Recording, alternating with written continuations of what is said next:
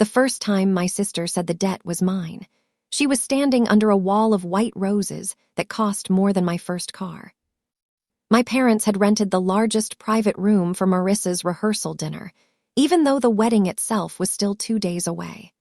There were gold-rimmed plates, folded ivory napkins, fake calligraphy name cards, and a champagne tower nobody needed but my mother insisted photographed beautifully. I was seated near the back, between an aunt who had not spoken to me since Thanksgiving, and a cousin who spent the first 20 minutes asking whether my job at the bank meant I could fix credit scores. I told him no. At the front of the room, my sister Marissa looked perfect in a silk white dress that was not technically her wedding dress, but was expensive enough to make the distinction meaningless. Her fiancé, Brett, stood beside her with one hand on her waist and the expression of a man who had learned that agreeing with Marissa was easier than understanding her. Then my father tapped his knife against his glass. The room quieted. I already knew something was wrong because my mother did not look at me. My mother could lie with a smile, but she had never learned how to hide from her own eyes. My father cleared his throat. "Before we toast Marissa and Brett," he said, "there is a family matter we need to address." Every head turned slightly, not enough to be rude, just enough to feed on whatever was coming. Marissa looked at me then, not quickly, not nervously. She looked at me like she had been waiting all night. My father lifted a stack of papers from the table beside him.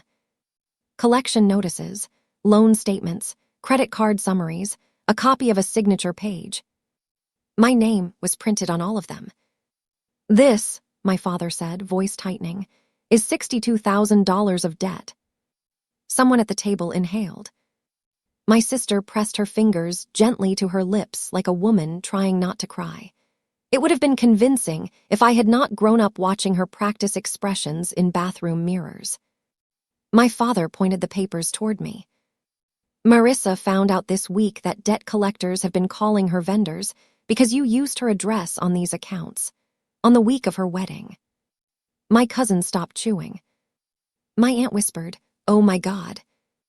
Marissa's voice trembled exactly enough. "I didn't want to do this here," she said, "but I can't let you ruin my wedding, Elena." My name is Elena Ward. I was 36 years old that night. I had spent 11 years working in financial crime investigations and was now a senior investigator in the Financial Crimes Division of North Star Federal Bank. I knew forged signatures, false applications, account routing, and the quiet way people use family trust as camouflage because family victims are slower to believe the worst. And I knew, before my father finished the sentence, that my sister had put that debt in my name. I also knew I could not say that in a room full of witnesses without turning evidence into a family argument. So I folded my hands in my lap. My father stared at me. "Do you have anything to say?" A waiter stood frozen near the service door, holding a tray of bread rolls. My mother twisted her wedding ring around her finger the way she did whenever truth entered a room, and she did not want to be responsible for it.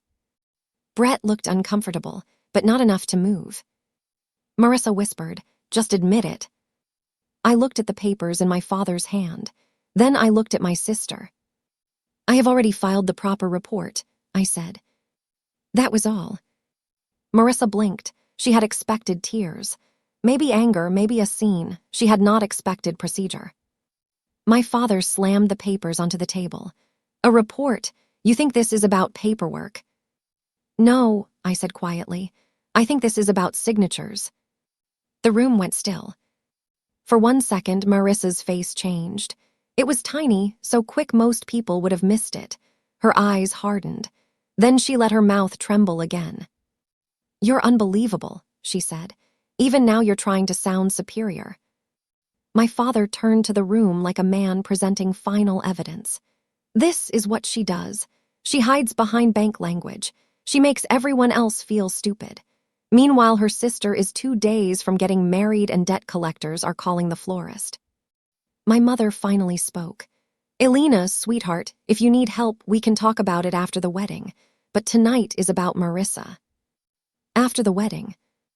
That was how my family handled harm. If Marissa caused it, we discussed it later. If I reacted to it, I ruined the moment. I looked at my mother, and something old and tired moved under my ribs. Maybe you think I should have stood up right then. Maybe you would have. Maybe you would have taken those papers from my father's hand and pointed to every forged initial, every false phone number, every vendor deposit traced through a bank account Marissa thought no one would examine. I understand that instinct. I have felt it more times than I can count. But I had spent my adult life learning that people who do not want the truth will not accept it, because you say it louder. Some truths need an institution, a timestamp, and a freeze order. So I sat there while my sister cried into Brett's shoulder, and my father called me irresponsible in front of 31 people, and my mother asked the waiter to keep pouring champagne, because we are not letting negativity ruin this weekend. I said nothing else. And less than 24 hours later, Marissa's wedding account was frozen. The strangest thing about being accused of a crime you investigate for a living is that your mind becomes very calm. Not peaceful. Calm. There is a difference. While my father spoke, I was not thinking about how embarrassed I felt. I was thinking about document sequence. I was thinking about the first loan application that had shown up in my credit alert 6 weeks earlier. A personal line of credit for $18,000, then a retail card for wedding decor, then a vendor financing plan, then a second card, then a consolidation loan request that failed because the fraud monitoring system finally caught the pattern. $62,000 was not a random number. It was a trail. The first notice arrived at my apartment on a Tuesday morning in a plain white envelope. I almost threw it away, but real trouble has a weight to it. It has inserts. It has legal language. It uses your full middle name. I opened it over the kitchen sink. Outstanding balance, $18,742. Applicant, Elena Grace Ward. Address, Marissa's townhouse. Phone number, 1 digit off from mine. Email address, not mine, but close enough to fool anyone who did not look twice. I stood there with the paper in my hand, while the kettle screamed on the stove behind me. The first emotion was not anger, it was recognition. Fraud has a smell. It smells like convenience. Like someone choosing the victim, they expect to stay quiet the longest. I called the creditor. I requested the documentation package. I placed a fraud alert on my credit file. I filed an identity theft report. Then I called my own bank's ethics line and disclosed a potential conflict because one of the questionable accounts had passed through a North Star affiliate. That part matters. I did not investigate my own case. I did not pull internal records I was not authorized to pull.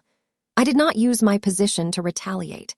I recused myself formally, in writing, and handed everything to a colleague 2 states away who did not know my family and had no reason to protect my feelings. The colleague who took the case was Jonah Reese, the man who had trained me years earlier to never trust a signature until you understood the pressure behind it.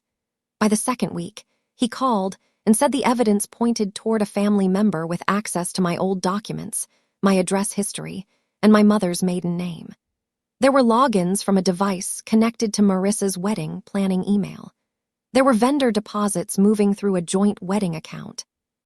There were signatures that looked copied from the paperwork we had signed after our grandmother died. I closed my eyes because I remembered Marissa taking photos of those forms, so we all had copies. I remembered not liking it. I remembered telling myself not to be paranoid because she was my sister. That is the problem with betrayal inside families. You can be trained to spot danger everywhere and still lower the alarm when the person holding the knife knows what you looked like as a child. Do not confront her, Jonah told me. Do not warn her, let the process work. So I did. For 6 weeks, I watched my sister plan a wedding with money that had moved through accounts opened under my name. I watched my parents praise her online. I watched her text me about hotel rooms and bridesmaid schedules as if there were not a fraud packet moving quietly through systems she did not know existed. By the time I walked into that restaurant, Marissa had already told them her version. In her version, I was jealous, lonely, and angry because she was getting married first.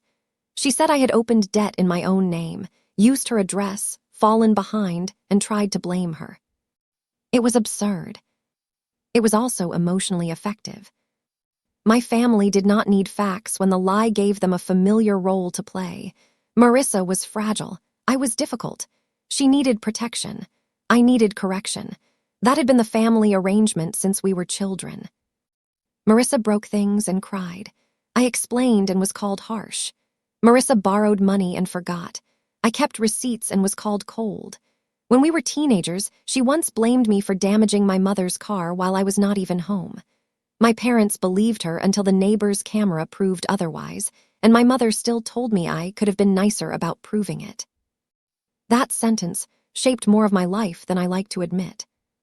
I became a person who kept records, screenshots, receipts, bank statements, emails, timestamps. I told myself it was professionalism, it was also survival. Marissa's forgeries had been greedy, but careless. She opened accounts in my name, but routed payments into a wedding account under her and Brett's names, assuming vendor payments looked harmless. They were not harmless. They were traceable. The morning after the rehearsal dinner, I woke at 6:30 to 14 unread messages. 7 from my mother.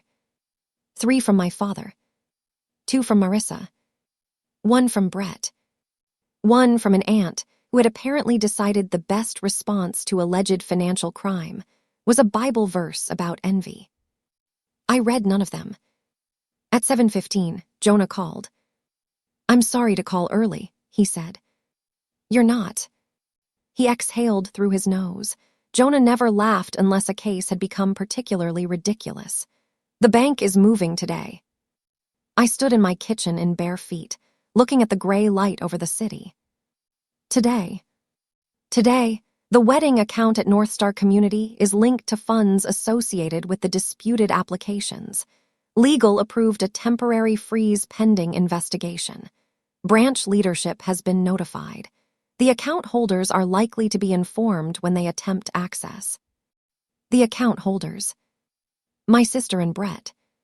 "What time?" I asked. Funds review flag went live at 7:03. Any transaction attempt will trigger branch intervention. I looked at the clock. Marissa's final venue payment was due that morning. She had said so loudly at dinner, waving her phone and complaining about how vendors hold brides hostage. "Jonah," I said, "I need to ask you something as a family member, not as an employee." I may not be able to answer. I know. Was this because of my report or because of the account activity? "The account activity," he said. "Your report opened the door, her transactions walked through it." I thanked him, I hung up, then I made coffee. At 8:42, my sister called. I watched her name flash across the screen. I let it ring. At 8:43, my mother called. At 8:44, my father. At 8:46, Brett. At 8:48, Marissa sent a text in all capital letters. "What did you do?" I took one sip of coffee. "Nothing," I typed. Then I added. I followed the process. She called again immediately. I did not answer. By 9:30, the family group chat had become a courtroom without a judge. My mother, "Elena, this is not the time for games." My father, "Call me now." "Brett, the bank is saying the wedding account is frozen. This is insane." "Marissa, you are ruining my life." My aunt, "Girls, please, your grandmother would be heartbroken." I put my phone face down on the counter. There are people who need to hear this. Not every quiet person is helpless. Some of them are just done explaining the obvious to people committed to misunderstanding it. At 10:05, my father called from my building lobby. "What did you do to your sister's account?" he demanded. "I didn't do anything to her account." "The bank froze everything. The venue won't accept payment. Her florist is threatening to cancel. She is hysterical." "She should speak with the bank." She did speak with the bank. They said the account is under review because of you. "No," I said. It is under review because of transactions connected to accounts opened in my name." Silence. Then his voice dropped. "Are you still pushing that story?" "Dad," I said, "I investigate financial fraud for a living." "You work at a bank." There it was, the family translation of my career. Not senior investigator, not certified fraud examiner, not the person who had helped recover millions in fraud losses. Just a daughter in a back office, inconveniently refusing to be useful. "Tell Marissa to cooperate," I said. He laughed once, harsh and disbelieving. "If you don't call that bank and fix whatever you started, you will not be welcome at the wedding." "Okay." That word confused him more than anger would have. "You're willing to miss your sister's wedding over money." "No," I said. "I'm willing to miss it over identity theft." He hung up. By noon, Marissa had gone to the branch in person wearing oversized sunglasses and a white tracksuit with bride embroidered across the back in rhinestones. Brett, my parents, and my aunt went with her, because some families bring witnesses to pressure and call it support. The branch manager at North Star Community was Elaine Porter, a woman I had met twice at regional compliance trainings. She was calm, precise, and not easily intimidated by people who thought volume was evidence. Marissa demanded access to the account. Elaine explained that it was under temporary restriction pending review of funds connected to disputed credit instruments. My mother said, "This is because of Elena, isn't it?"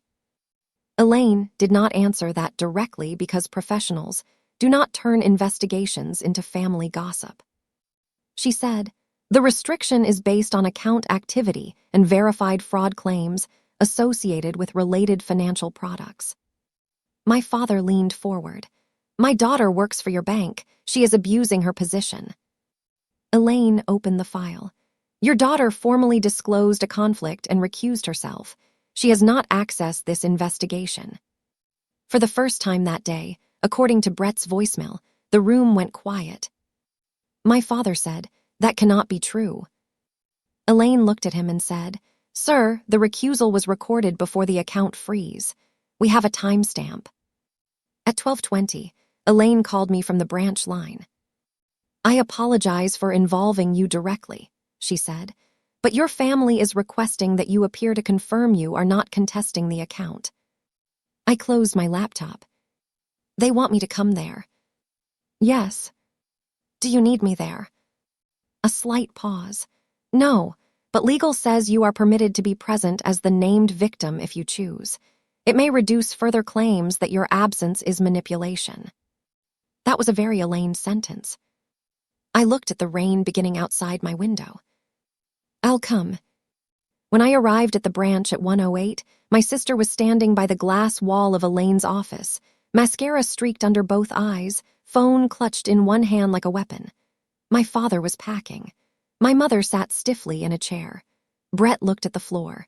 My aunt looked relieved to see me, which was interesting because the night before she had been happy to watch me be publicly accused. I walked in wearing a charcoal blazer, black trousers, and my North Star ID badge clipped to the inside of my jacket pocket, where it was visible only when I chose to make it visible. Marissa saw me and pointed. "You did this." Every person in the branch turned. Elaine stood in the doorway of her office.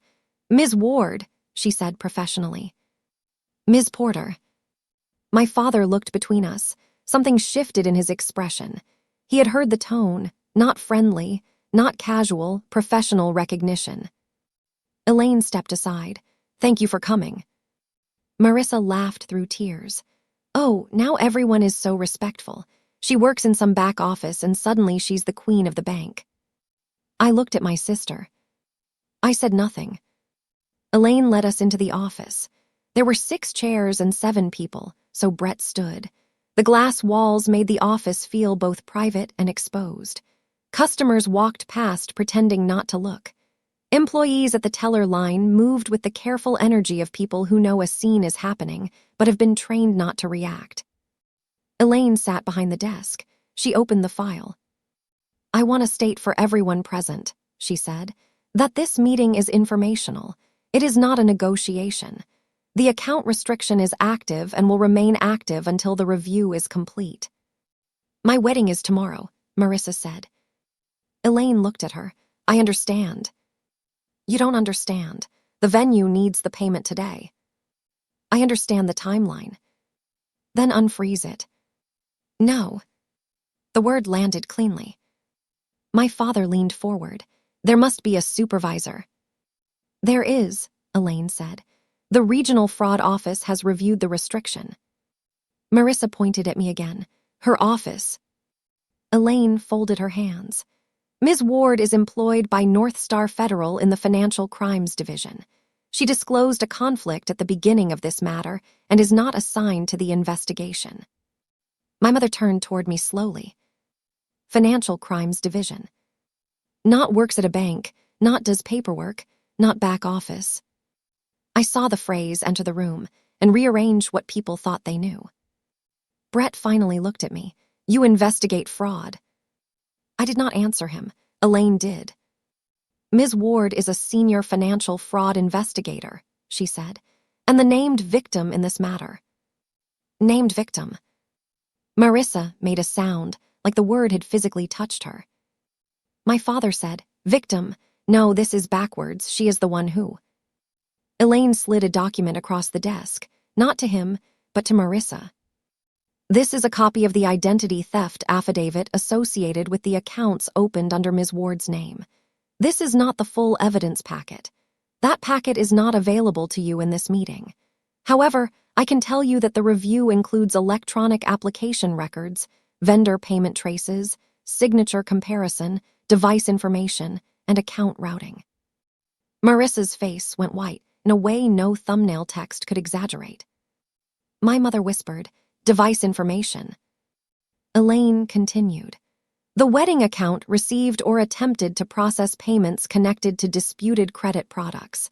Under bank policy and applicable financial crime procedures, that account is restricted pending full review. Brett's voice changed. Marissa. She turned on him instantly. Don't. That one word told him more than any confession would have. My father stood. This is absurd. She is manipulating all of you. Elena has always been jealous of her sister. The branch office was silent enough that I could hear a printer start somewhere behind the teller line. Elaine looked at my father with a kind of polite finality.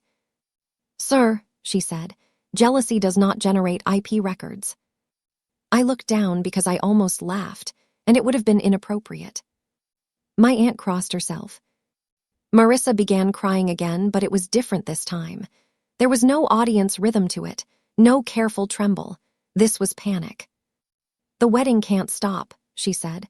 The money is just sitting there. The money is restricted, Elaine said. For how long? Until the investigation determines what portion of the funds are legitimate and what portion are connected to disputed credit products. Brett stepped back from the wall. What portion? Marissa did not look at him. Elaine's eyes moved briefly to me, then back to the file. I cannot disclose the exact amount in this meeting. Brett understood enough. He put both hands on the back of a chair and bent slightly, as if someone had removed the floor beneath him. My mother turned to me. Her mouth opened and closed once before words came. Elena, is this true? I thought of the rehearsal dinner, the roses, the champagne tower, my father's papers. My mother saying tonight was about Marissa. I thought of being 17 and blamed for a mailbox I did not hit. I thought of every receipt I kept because crying had always been more persuasive than proof in our house. Yes, I said, it is true. My mother covered her mouth. My father stared at me like I had betrayed him by being right. Marissa suddenly snapped. You could have stopped this privately. That sentence told the whole room who she was. I looked at her for a long moment. I tried privately, I said, the first time someone used my name. You never called me. No, I said, I called the fraud department. Brett walked out of the office. No one followed him at first. Then Marissa ran after him, shouting his name. My mother stood halfway and sat back down. My father remained standing, breathing hard through his nose. Elaine closed the folder. "This meeting is concluded," she said. My father pointed at me. His hand shook slightly. "You destroyed your sister's wedding." I stood. "No," I said. "I protected my name." Then I walked out of the office. Brett canceled the wedding at 4:30 that afternoon. Not officially at first. Officially, the venue sent an email about non-payment. The florist put a hold on delivery. The photographer requested immediate confirmation. The string quartet, which had always been unnecessary, apparently had a strict contract clause. Unofficially, Brett sent a group message to the wedding party that said, "I need time to understand what happened. The ceremony is postponed." Marissa called me 26 times between 4:30 and midnight. My mother called 9 times. My father called once. I answered none of them. At 6:12, Marissa posted an Instagram story with a black background and white text that said, "Some people will destroy your happiness because they can't find their own." It stayed up for 11 minutes. Then Brett's sister commented, "Did you use your sister's identity for the deposits?" The story disappeared. By 8, the family had split into factions. That happens when proof arrives. People who were confident during the accusation suddenly become uncertain during the evidence.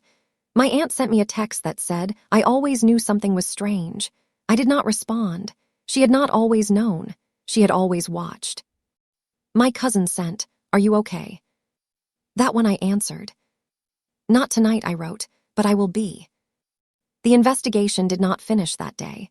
Real processes rarely move as quickly as people think. The account freeze was temporary. The review took weeks. Some funds were legitimate, some were not. Some vendors had been paid with credit products tied to my stolen identity. Some applications contained signatures copied from old family paperwork. Some electronic records connected to devices Marissa had used. The bank did not need my anger. It had enough data. Marissa was not arrested that week. I know stories often make consequence immediate because it feels satisfying. A police car at the wedding venue. Handcuffs in front of the cake. Dramatic music. But real justice, the kind that actually lasts, usually arrives with forms, interviews, certified letters, and people who say pending review in voices that do not shake. That was enough. The wedding did not happen. Brett returned the ring by courier 2 weeks later. My father came to my apartment 1 month after the branch meeting. He did not call first. The doorman called up, and I let him come because some part of me wanted to see whether proof had changed him. It had not changed him enough. "Your sister is not well," he said from my doorway. "She made mistakes. The wedding costs got out of hand. Brett's family expected certain things." I listened to him build a room where Marissa could be guilty, and still somehow not responsible. Then he said, "You could help her." There it was, the old family religion. Marissa breaks, Elena repairs. "I was her sister when she used my name," I said. He looked away. "I don't know how we got here," he said. We got there one rescued lie at a time. One, don't upset your sister. One, let it go. One, you know how Marissa is. Families do not arrive at fraud suddenly. They build the road and act surprised when someone drives on it. "I need you to leave," I said. "Are you cutting us off?" "No," I said. "I'm stopping the withdrawals." He did not understand at first. Then he did. He left without another word. The final report came 7 weeks later. I received my copy as the victim and as an employee recused from the internal matter. The disputed debts were removed from my credit file. The creditors reversed the balances. The wedding account remained restricted until legitimate and disputed funds were separated. Marissa entered a repayment agreement on part of the debt. There were legal consequences I will not detail because some parts of other people's downfall do not belong to me, even when they earned them. My mother sent a long email after the report. It began with, "I wish you had told us sooner." I stared at that sentence for a long time.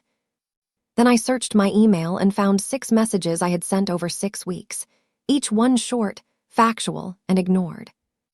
I forwarded them back to her without comment. She did not reply. Brett called me once in late November. I almost did not answer, but curiosity won. "I owe you an apology," he said. "You do." He exhaled. "I thought you were being cold." "I was being careful." "I know that now." That phrase followed me for months. "I know that now." People said it like discovery was apology, like arriving late to the truth was the same as standing beside it when it mattered. Still, Brett sounded sincere, and sincerity deserved at least accuracy. "I hope you learn to check documents before choosing sides," I said. He gave a sad little laugh. "That's fair." "No," I said, "it's expensive." He did not argue. Some people will say I should have forgiven Marissa sooner. Some will say family matters more than money. I understand why people say that. It is easy to say family matters more than money when no one has used your name as collateral for their fantasy. I read comments from people who have lived some version of that silence. The details change: a sister, a brother, a parent, a spouse, a loan, a house, a signature, but the feeling is familiar. Sometimes the people asking you to be peaceful are really asking you to be quiet because the truth inconveniences someone they prefer. I did forgive my sister eventually, but not the way my parents wanted. I forgave her by giving the debt back to its owner. I forgave her by sleeping through the night after my credit file was cleared. I forgave her by understanding that forgiveness does not require reopening the door. Marissa married someone else the following year in a small courthouse ceremony. My aunt sent me a photo I did not ask for. There were no white roses, no champagne tower, no string quartet. I deleted the photo, not out of anger, out of freedom. The folder from my own case sits in the bottom drawer of my home office now. I keep it beside tax records, insurance documents, and the deed to my apartment. Not because I need to look at it, because some proof deserves a place, even after it has done its work. Sometimes I think about that rehearsal dinner and the moment my father lifted those papers in front of everyone. He believed paper would shame me. He had no idea paper was the language I trusted most. He had a stack of accusations. I had a process. My sister had tears. The bank had timestamps. And in the end, that was the difference. The room that laughed at me under white roses never apologized as a room. Rooms rarely do. People apologize privately because public belief is easier than public correction. My aunt sent flowers. My cousin called. My mother wrote half apologies. My father never said the word sorry, but he stopped calling my job bank paperwork. That was something, I suppose. But the real ending was quieter. One morning, months after everything, I walked into North Star, clipped my badge to my blazer, and passed the glass wall where our Financial Crimes Division name was etched in silver. I caught my reflection there. Calm face, dark blazer, coffee in one hand, badge shining against the light. For years, my family thought silence meant I had nothing to say. They were wrong. I had reports, I had records, I had signatures, I had patience. And when the truth finally arrived, it did not raise its voice. It froze the account.